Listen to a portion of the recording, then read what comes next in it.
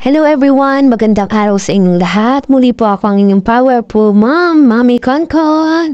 Ayan po, ngayon naman po ay magmimix tayo ng para sa fish embutido. Ayan po, nakita niyo naman nilagay natin ang green peas at ang pickles. Siyempre lalagyan din po natin siya ng pepper.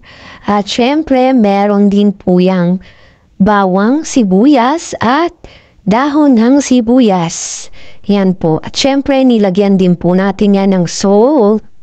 Yan. Diba? Para pang palasa. Diba po?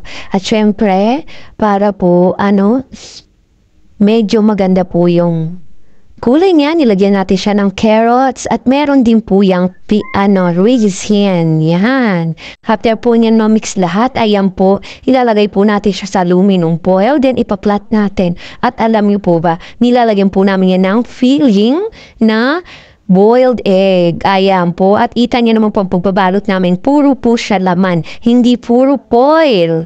Diba po? Isang roll lang po yan.